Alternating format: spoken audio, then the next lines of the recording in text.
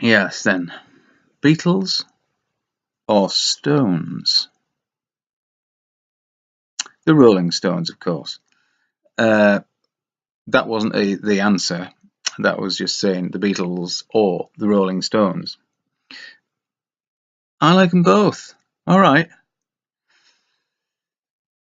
So, it's been a beautiful day again today. It's not quite over. It's only just gone 4 o'clock, but as it's a Saturday, and I have this thing that so plagues me actually is my stupid work ethic. That programming goes deep. That is well, it begins when you start going to school, obviously. You get into that horrible weekly routine where Fridays always feel good and Sundays always feel awful. So that's not, each day should be um, taken on its own merits rather than at the um, cyclical Friday feeling followed by the Sunday come down. Um, I want to come down every morning, Anyway, so work. I don't want to do it, but sometimes I feel a bit obliged. And when I am in, if I am involved in a job now, I do make it clear that I am retired, really, and I'm only doing it out of the goodness of my heart. Yeah. And yes, I will have a cup of tea, but not that black tea, that sort of, yeah, no, not builder. Do you think I want builder's tea where the like the cup is huge, like made of a lump of clay, um, real thick, like a house brick, almost like a hollowed out house brick with tea so black that you really could resurface the M25 with it, and um, 17 sugars or something. No. I think the Chinese have got it right. But people I know that have been to China say that, or Chinese people, in fact, say that the tea out there is just, plucked from the top of the bush, infused, hot water. Thank you very much. And that is more or less what green tea is. Obviously, it's dried, but it's one for me. It's really, really good. If you don't like it, you haven't had enough of it, and if you haven't tried it, please do. You won't like it at first. I didn't. I don't think many people do. Oh, I want sugar with that. No, you don't. No, just drink it. And when you drink it, it's just so good. It is so good. And you can have it with lots of things these days, to take that weird taste or not that unfamiliar taste maybe out from your mouth when you first start drinking it. But as I did, I had it with other things at first. I can't remember now. Lemon was one, ginseng was another. Just adding another flavour to it. But now it's just I want it just as it is. Thank you. And in unbleached bags, of course. It's nice loose. It is. It's best loose, without a doubt. But just because of where I am at the moment, it's quite inconvenient. So I have to use bags, which get the unbleached ones. If you Clipper, they're good. Clipper Organic, really good. Anyway, yes, tea. Make me lots of tea. Green tea, and in a china cup. Thank you. Cup like this. And if no cups, then intravenous. Put it straight into my bloodstream. No. No. But tea. I do sweat profusely when I'm working hard, so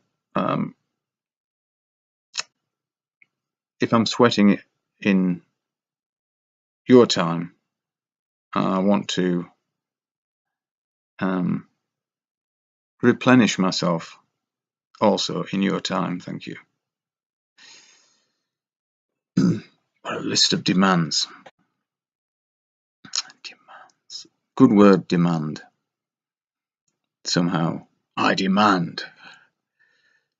But of course, you have to say it with authority or write it in big letters or something.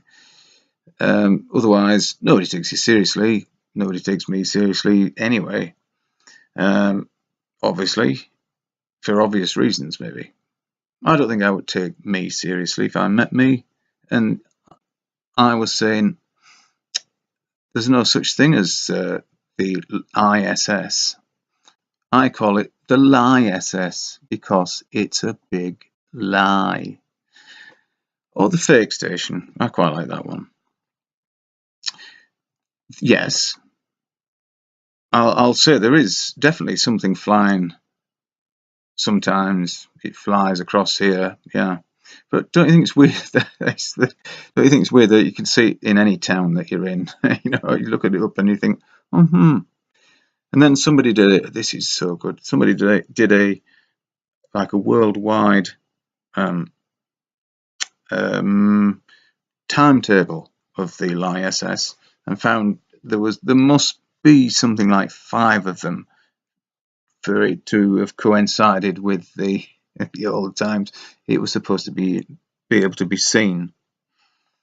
Now, okay, I have actually taken the time to see it because, look, I know the Earth's flat. I know, you know, the water on the Earth is flat anyway, and we live on a plane, and we don't live on a spinning ball. And space is fake. I know all this, and when I was expressing this to somebody I was working with, he said, "There's a website. Let's look at that and see when the space station is going to come over." I said, "Great, you know, let's do it." And so we did, and there it was, a light in the sky, a light, and that's got people on it. People doing this, actually doing this, because, you know, when you're wearing one of those harnesses, it's very difficult to actually to look like to keep well. First of all, your posture isn't correct, and to make it feel so it look more correct, folding your arms is a good one. But actually, it's strength. You need an awful lot of muscle in your strength in your abdomen to be able to wear one of those things and not appear for it not to be that obvious. But when you've worn one and you watch those people, those liars, those Freemasonic liars on the fake station pretending to be, it's so obvious that they're in a harness, and they've been caught with this so many times. Come on. I'm not. You see, again, you can't take me seriously. I appreciate that. When you've had head work, brain surgery, whatever, like I have, your opinion probably is diluted somewhat.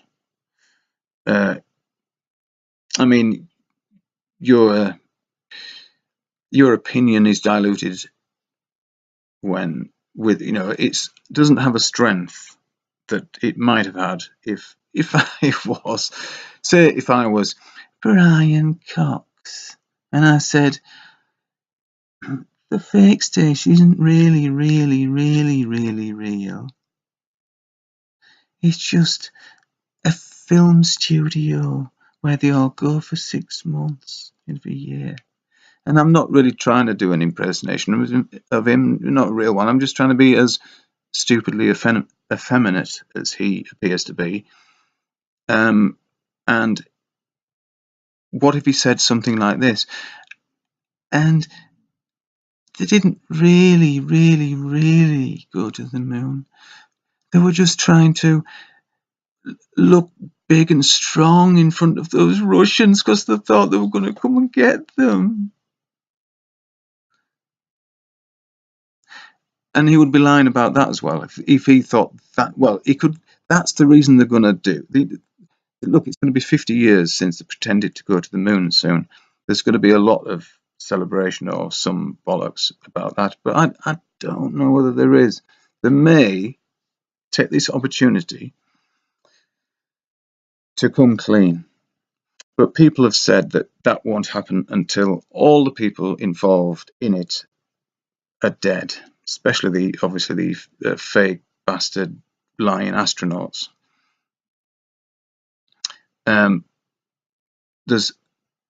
Look, again, I don't believe anything. I know things and I don't know things. I know that the moon landings were totally faked. And I don't know whether Neil Armstrong was in on it or like Capricorn 1, was it Capricorn 1? Great film. They just got to know about it before well, too late for them to actually pull out of it without being, well, murdered, and their families and everybody within a 10-mile radius, or the kind of thing. And don't think that doesn't go on, because it certainly does. People are threatened. It's just starting to rain. People are threatened, and many of them, these people, are family people. They've got families. I mean, and yourselves, if you're good people, your life doesn't really matter that much compared to your families. You do anything to serve them, to protect them, and that's where they go. Of course, they know your weaknesses, and that's what they would